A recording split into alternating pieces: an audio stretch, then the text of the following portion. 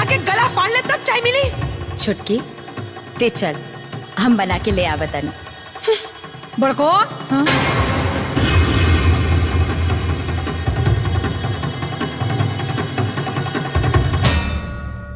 ए फिरंगी तनी हेने व हेने।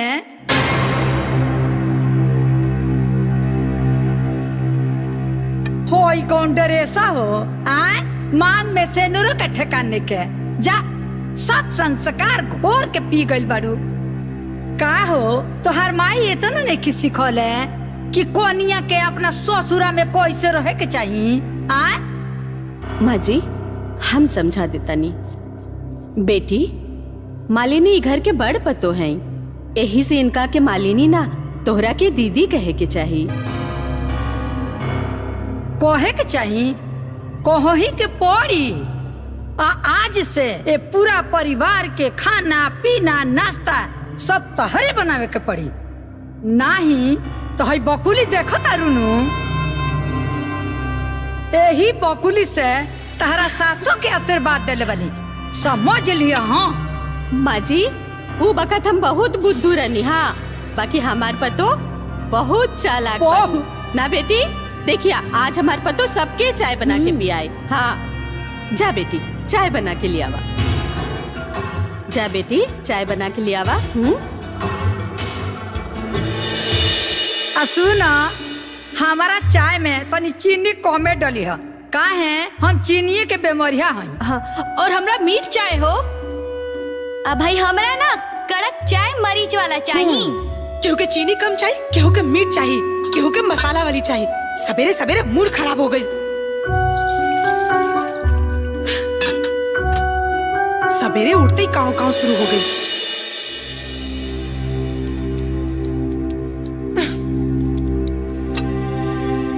तो हूँ अपन फरमाइश बता दे, तारा के का चाहिए? आज ले हम सब के फरमाइश पूरा केले बानी, हमार कौन फरमाइश बारे बदली। ते छोड़ हम बना देता। ढेर हमदर्दी पसारला के कोनो जरूरत नहीं खे, हम बना ले। ते कब बनैले बड़े चाय जे अब बनाई पे। देख छुटकी, हम नहीं चाहत कि हमनी दोनों के कोनो ऐसा गलती पे लोग माई पे हंसे। छोड़। अरे बाप रे बाप, ये सब तो बाहर के सामान लागता। ई का है? बाबूजी हुआ चलिए तो ठीक ना लगी ना। फिर वही है बुआ। हाँ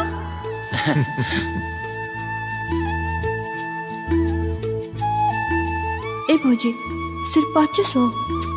हाथ टाइट बा, फिर वही हाथ दे। अरे बुआ जाता रुका। का करी बबुआ, तुहन लोगन के छोड़ के जाए के मन तो नहीं खे करत, पर जाए के पड़ी ना। हाँ ता काहे के बेगवा बहरी निकलो लुहा आ कहा ता अंदर धादी। चुपचाप चला, ओने फूफा जुरात होई है। बकरे चुप रहो। ए श्याम का बुआ? बड़कों की तरफ से तो हमार विदाई हो गई, बाकी तोहरे तरफ से बाकी बा बबुआ। बोलती ना, लेकिन का करी, जब घरे जाए तो हर फूफा पूछी हैं क्या रे दुद्दू को भतीजा के बिया करके आइल बाड़ू, का ले लू तो का कह बबुआ। अच्छा रुक जा फुआ, हम आवता नहीं। तार पेटी चेक करे ला का फुआ? चुप। जा ठीक से रहिया। हाँ जा भैया के भी गोड़ छूला। भैया प्रणाम। खुश रहा। साड़ी के चक्कर में तू गोड़ो ठीक से नहीं खुला। ए चुप करके पैर छू। प्रणाम। ए फुआ हाँ? जौन पसंद होके तौन साड़ी तू ले ला। अरे बबुआ अब इतना बोला तारा तो। हाँ हाँ एक गो लिया फुआ, एक हाँ हो। अरे चुप रहते। जब इतना श्रद्धा से देख पड़ा तो ही साड़ी ले लेता नहीं। बस हाँ ठीक है। प्रणाम कर ले बाबू, प्रणाम कर ले। फिर फुआ कहिए आई, एक साल के बाद नु आई। बुआ हमरो के आशीर्वाद दे दी। हाँ हाँ हाँ हाँ। ए बबुआ हाँ। एगो बात कही कही ना। देखिया ज्यादा दिन ससुराल में ना रहिया, काहे से कि ससुराल में ज्यादा दिन रहला से इज्जत घट जाला। यही से जल्दी चल जाइया, ठीक बा? हाँ हाँ। अच्छा माई जा तरु। हाँ। जा, जब मन करी तब भी आवत रही है। आ सुन, कहाँ एकरा टाइम बा? त लइका भइला पाई एंगा कहाँ है? एके बोल तू कहे नहीं चुप रहे की? हैला रख। अरे चुप आहे सुन, लड़के। हई हो ले ला, हई पहुना के दे दिह। अरे हमर पूछी जा।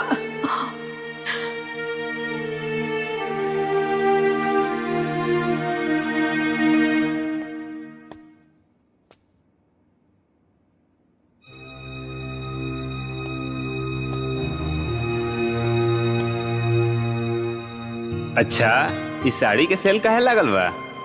जाई इहो दान कर दी। अरे ये तो हमरा मेहरारू के साड़ी है। अच्छा, तो उस साड़ी का नौकरानी के रहल जो तोहरे बुआ के पसंद आ गई। अच्छा, तो हजूर के नाराजगी के कारण इस साड़ी बा। रउआ के नजर में वो खाली साड़ी होके बाकी हमरा प्यार की पहला निशानी रहे। हम बहुत अरमान से उस साड़ी के संभाल के रख ले रहनी है। बाकी हमार भावना की यहाँ केहू नहीं के समझत, यहाँ तक कि रउआ भी ना।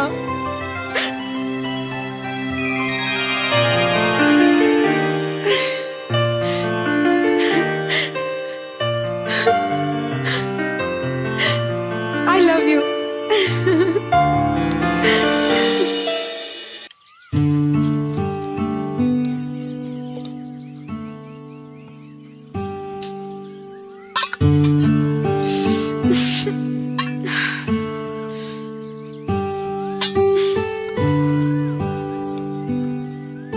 छोटकी ले, ते कपड़ा पसार दे, हम बर्तन धो देता नहीं। ढेर पालिश मारे के कोनो जरूरत नहीं के।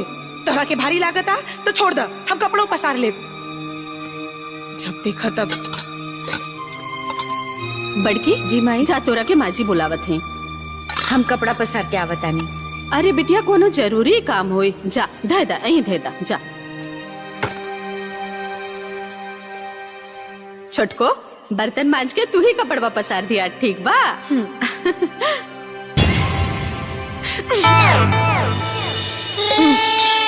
दिमाग खराब हो गया बा।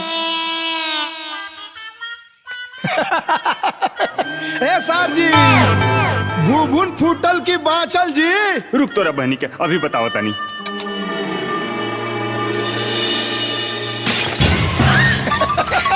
ला मटका फूट गई। अरे बाप रे, सब गड़बड़ हो गई। अभी हम करेंगे बड़ी। जाना तारे दुल्हन, होई गहनवा नु जब हमार बियाह होइल रहे तो हमार सास हमरा के ई मुंह देखाई में देले रही। आ जब हमार बड़का नतिया भइल, अरे उतहर मारा दा, तबे से हम सोच लेले रहनी कि हमार बड़की नतिन पतो आई नु तो ओकरा के हम मुंह देखाई में दे। आ देख ल, आज हमार भगवान सब मुराद पूरा कर दहले। ले ला ना ते कंजूस दादी के करे से कुछ लिख लेला ना। अरे जाना, तू ही जानता रो।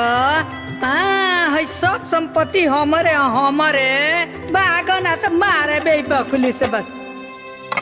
हाँ, लो दोनों एकरा के संभार के रखियो।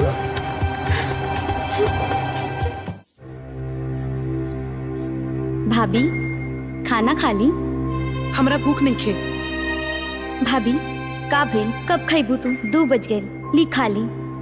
2 बजे चाहे 5 बजे, हम कह देनी ना अभी भूख नहीं खे। रउआ खाना लेके जाई, हम ना खाई।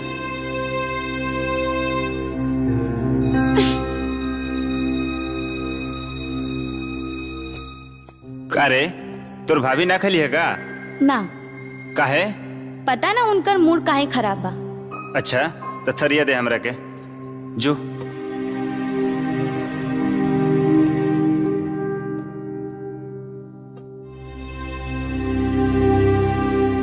काहे बैठल बाड़ू उदास? आवा ना बहिया में हमरे पास। केहू तरकीब त बतावे मनावे के, जिंदगी गिरवी रख देम हम, तू कीमत त बतावा मुस्कुरावे के। आ गई लेन। एक बार बोल देनी ना कि ना खाए तो ना खाए। तो ठीक बा, पत्नी ना खाई है तो पतियो ना खाई है।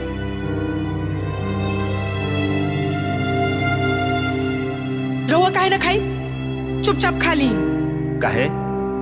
तू हमार बात मान लू है कि हम तार बात मानी? ना खाए खा ली ना बाबा। ना खाएब, खाएब तो संग ही खाएब, ना तो ना खाएब। अच्छा ठीक बा।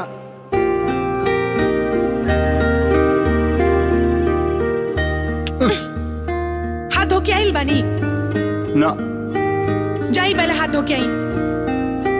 का यार, कैसन मेहरारू मिलल बिया।